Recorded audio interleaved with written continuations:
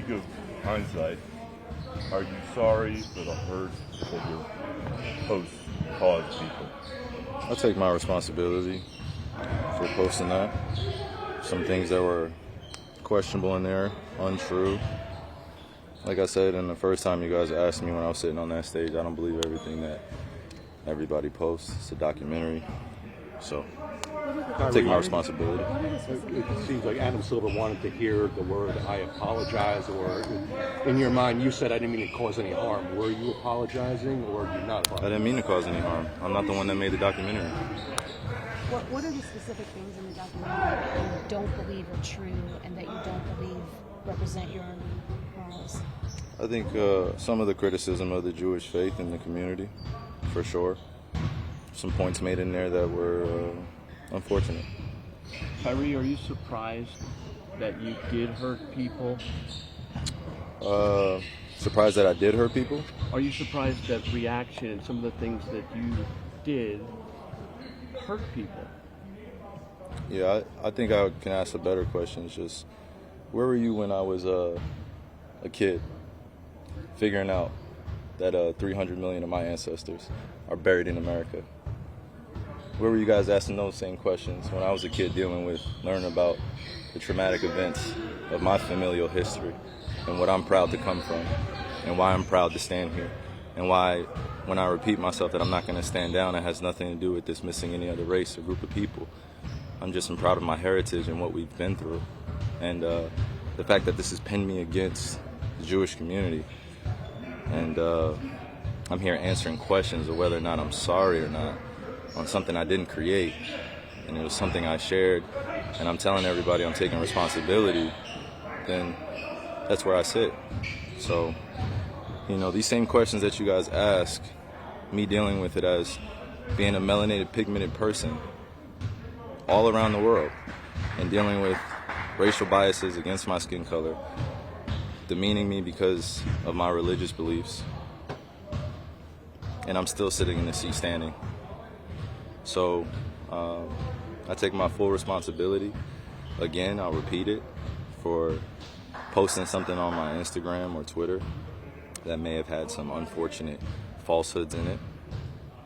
But I also am a human being that's 30 years old, and I've been growing up in a country that's told me that I wasn't worth anything, and I came from a slave class, and I come from a people that are meant to be treated the way we get treated every day.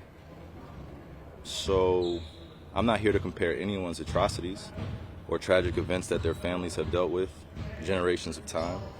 I'm just here to continue to expose things that our world continues to put in darkness. I'm a light. I'm a beacon of light. That's what I'm here to do. You guys ask me questions about basketball, I give you my expert opinion. You guys ask me about other things, I give you my opinion, and it's met with whatever you believe the perception or the deception is. You guys investigate my life every day, and you justify it by serving your own purpose, which I honor. I would like the same respect in return, figuring out just like anyone else.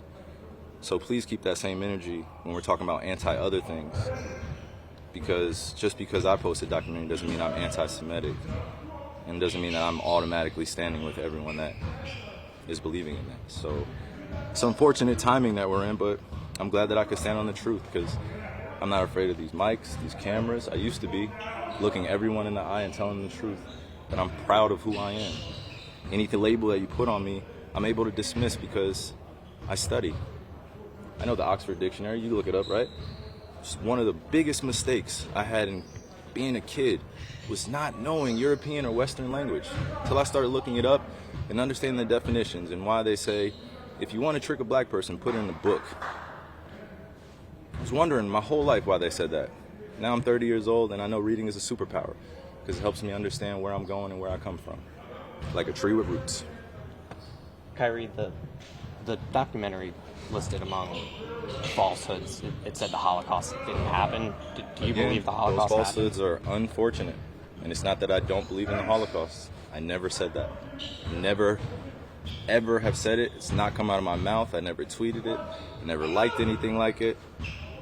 So the Holocaust in itself is an event that means something to a large group of people. that suffered something that could have been avoided. No one said we had to practice racism.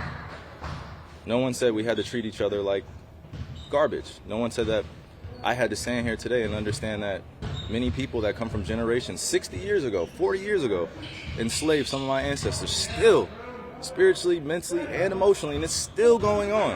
And you guys are asking me, respectfully, to speak on something that was a documentary that I had nothing to do with.